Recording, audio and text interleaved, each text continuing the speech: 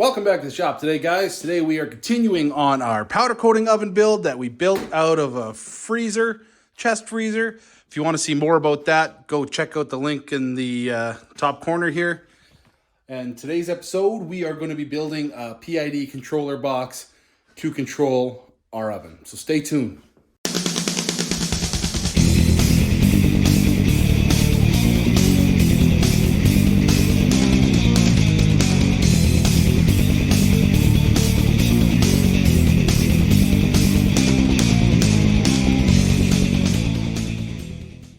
So the PID controller, or the controller for the oven, I actually don't know what PID stands for.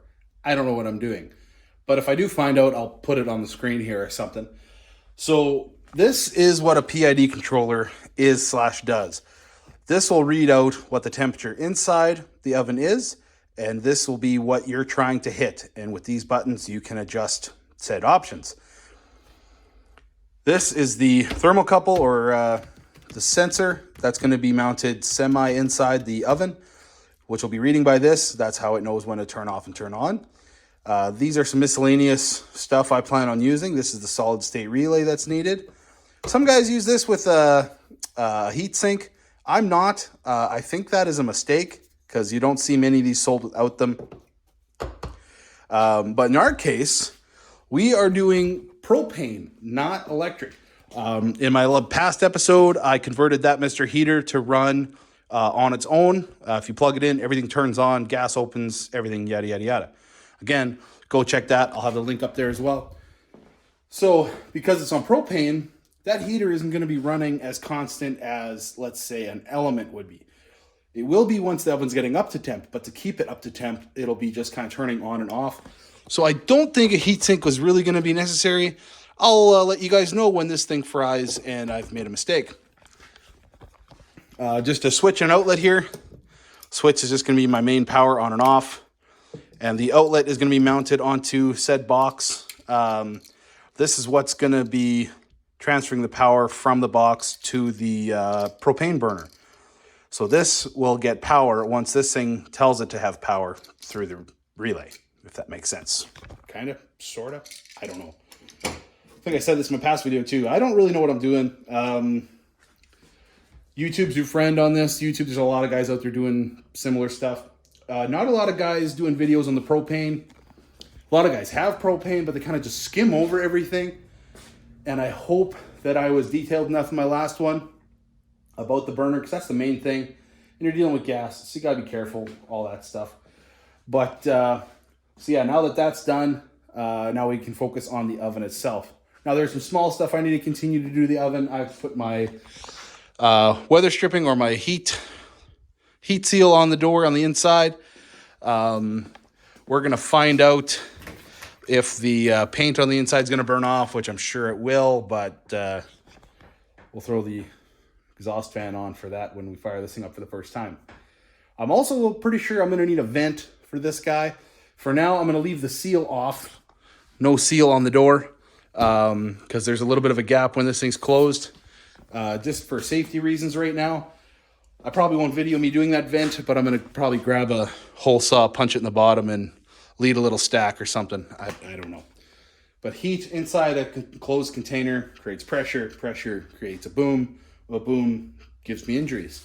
So I'm going to get into wiring this thing up.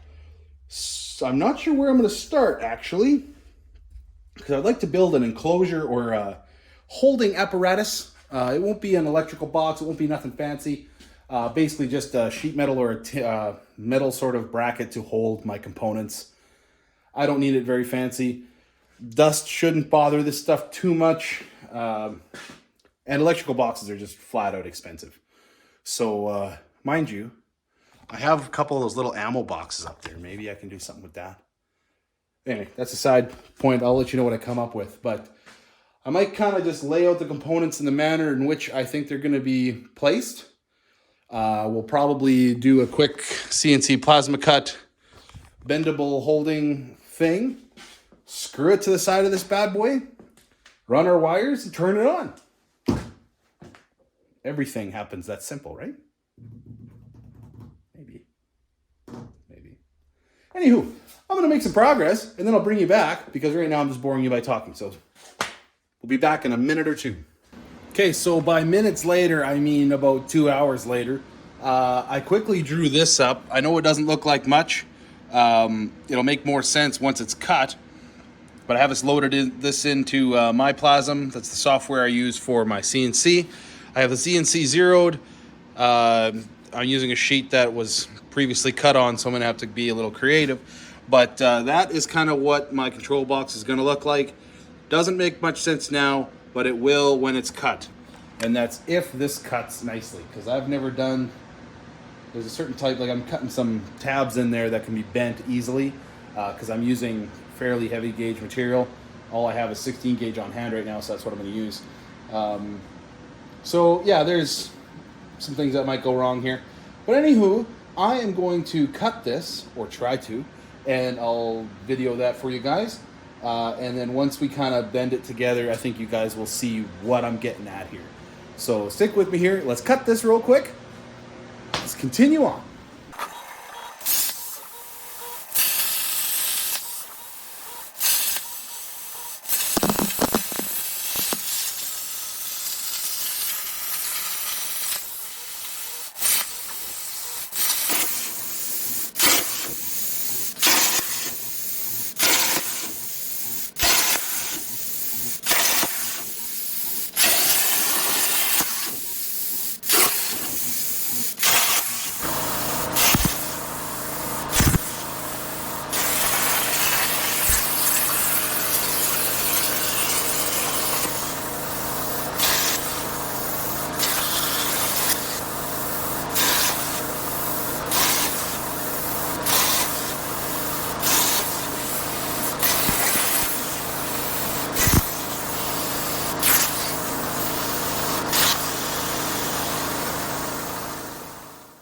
All right, so we just cut that piece. This is the piece right here. I just went over it with a flap disc real quick and a wire wheel just to clean up some of the dross. Wasn't bad though, so that's kind of cool. So the idea here is, maybe you can see it better like that with the light shining through it. This is the front. Now, don't mind my lead in and lead outs. I kind of didn't change that before I hit start, but yeah, it's gonna all get covered by covers anyway, so I'm not too worried. So this is the front panel. This will get bent. This is the back, and that'll get bent. And then these feet will be bent up to mount it to the side of the oven. That'll keep the electronics about 2 inches off the wall of the oven, just in case the oven gets a little bit hot. These electronics aren't touching it directly. Let some air pass through there. And these outer tabs will be bent in for a cover that I'll make sometime. I'm not worried about it right now. I just want to get this thing kind of operating. So everything should mount. Well, this will be my main switch, on off. This is where the PID controller is going, and this is where the outlet will go. I'll probably have to drill a couple holes for power in and stuff like that, but I didn't know where I wanted to put it, so I didn't put it in my drawing. I just needed to get something started. So what I'm going to do is drill all the holes for these tabs, all 6 of them. Then I am going to just make sure there's no other holes that need to be drilled, just because it's easier drilling this while it's flat, so I don't have to, work around anything. And then I'll bend this thing up, and we'll start putting things together and mounting things and wiring it up. So I'll bring you back when this is all bent up, or maybe I'll show it. Maybe I'll show me bending it. That way you can maybe understand exactly what I'm trying to do here. I'll drill the holes. I'll show me bending it together, and then if it does bend, we'll see. And then we'll start mounting stuff. So yeah, I'll quickly drill some holes and I'll be back in a second. Okay, so I have that piece. I drilled the holes, chamfered all the holes so they're all nice and clean. Kind of just marked FT for front top and BT for back top. That way I knew which side was forward. I don't know if you can see it, but I cut these relief cuts. That's because this is 16 gauge material. It would have been really hard for me to bend this by hand. I don't have a metal brake. That's to come, hopefully one day. So I'm going to see if these relief cuts were enough. So basically my plan is to take this over the bench corner here and bend it like so. That worked. And do the other side.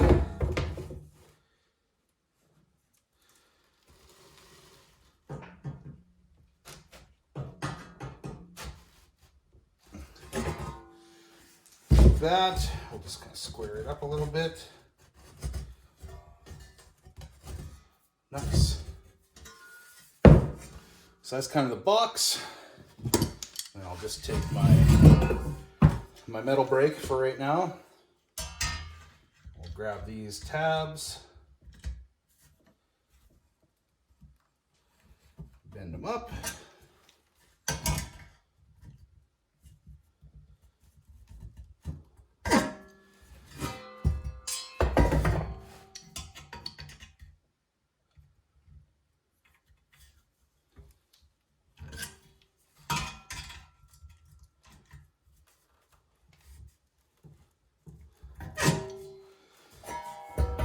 I'm going to leave these guys for right now so I have room to work. And that's my box. And so that way this will bolt to the side of the unit just with some self-tappers. And then that's my electrical box. And once I get these everything kind of wired in, I'll bend these top ones down and then I can make a hood that can slide on and bolt down. I'll just use some riv nuts in here. The process is pretty simple, pretty cool. I've just started messing with that stuff, like making stuff with bends. I don't know, it's kind of fun. And being able to cut those relief cuts makes it really nice to make clean, quick bends, especially if you don't have a metal brake. Ideally, you'd want a metal brake to do something like this. And one day I'll have that, but that is not in the budget right now. So I have to do this. But for an electrical box, this will be just fine. And if I do need to stiffen it up, I can always come in here with a welder and weld these up. But I think this will be plenty strong enough for what I am trying to do. So let's get to wiring. I'll lay some stuff out and I'll bring you back and show you what I've done.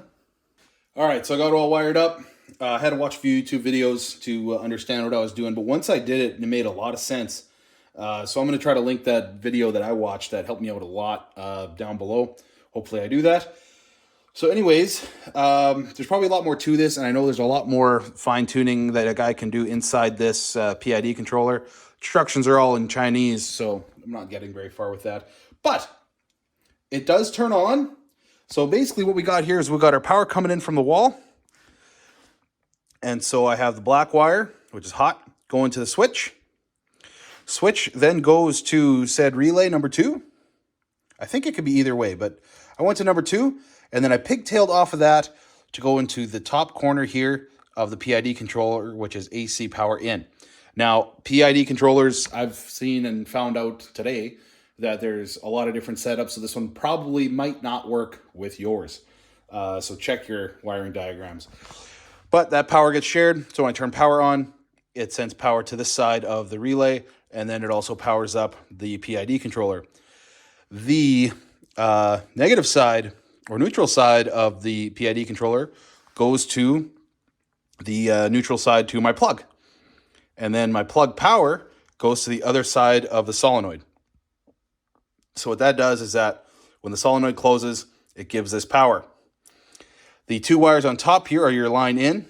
Those go to these 2 terminals right here, which are your output of the PID controller. Basically what it is. I threw a ground on here on the metal part of the switch, the ground on the switch. It is screwed to the steel, so technically, and this is also steel, so everything is technically grounded in here, which is good, I think. So with it powered up here, oh, sorry, and the thermocouple are those 2 corners right there. And I actually wired that in backwards the first time, and it was reading negative. So if you're doing a cooler or something where you're trying to measure negative temperatures, you would just wire that in backwards, apparently. Found that out. So, let me get a chair.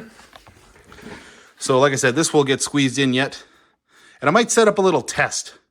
But, so now when I turn this on, that does some stuff. Let it set up here.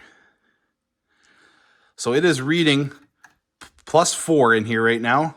And it is set to 24. So, technically, this thing would turn on something trying to get that number to match that number, if that makes sense. So I'm actually going to pull out a light or something that I can plug into the back, and we can actually do a live test on this before I hook it directly up to our propane burner and blow ourselves up. So stay tuned. I'm going to get something so we can do a little bit more of a better test. All right. So I set up these halogen lights, And they actually give off a little bit of heat, so I'm hoping that this will kind of give us an idea. We got showing 3 here, and I've set it to 24. I don't know if it's going to get that hot. Maybe I'll set it a little lower. We'll set it to 10. Okay, so it shows 3. I want 10. So I'm just going to hang this guy. Just going to hang my thermocouple right there. And we'll see what this kind of does here. Hopefully it does something. Still showing 3.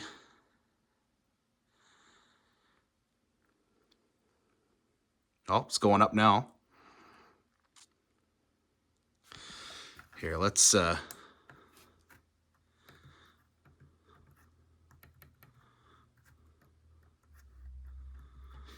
it to 6. That's 5. Once it hits 6, technically it should shut off. I hope.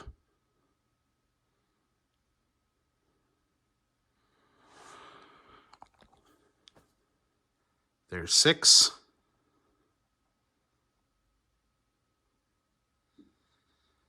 Maybe. Yep, there it goes. Turns off. That's pretty sweet. So now, if I take this away, let that cool off a little faster.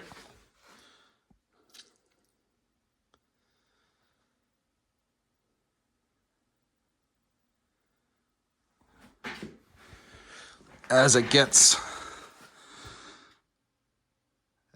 lower, hopefully it gets lower.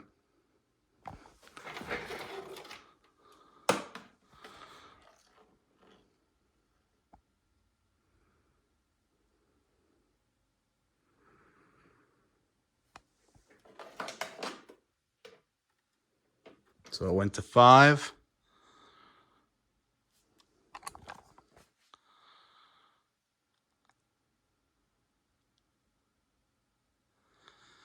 So this will be the test. How tight is it? Like between how many degrees will it turn back on?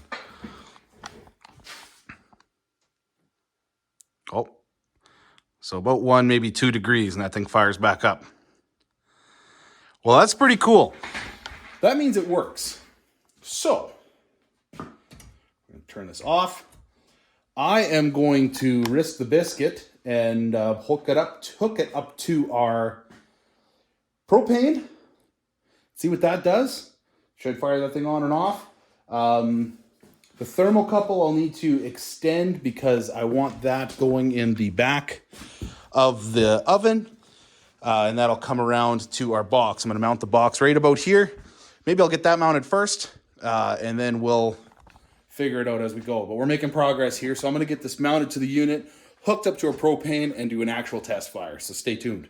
Well, guys, I think it's working. I'm pretty stoked. So what I have it set at right now is 76. It's reading inside there at 83. With the propane, it seems to shoot up past it a little bit just because of the heat that thing's throwing. It's pretty impressive, actually. So I'm just going to open this guy. I just have my thermocouple kind of hanging here.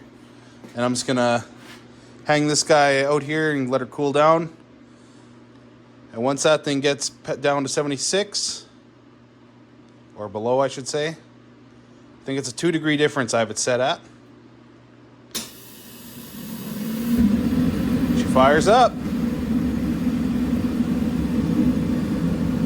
If I just hang this guy in there,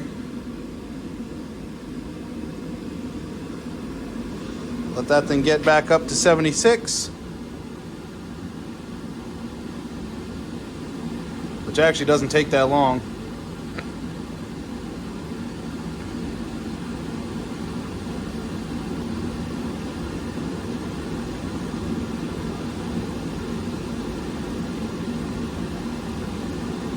Once she gets up there,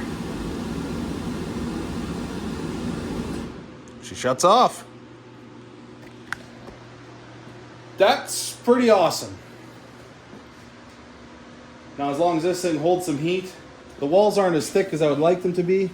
I might do some test runs like up to 100 plus, because most powders I need like 300 degrees. So I might shoot this thing up to 100 and 200 and then 300 and kind of to see how it reacts.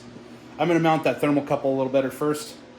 But man, this thing is pretty sweet. And I don't know if I showed you that, but that's where I got my box mounted.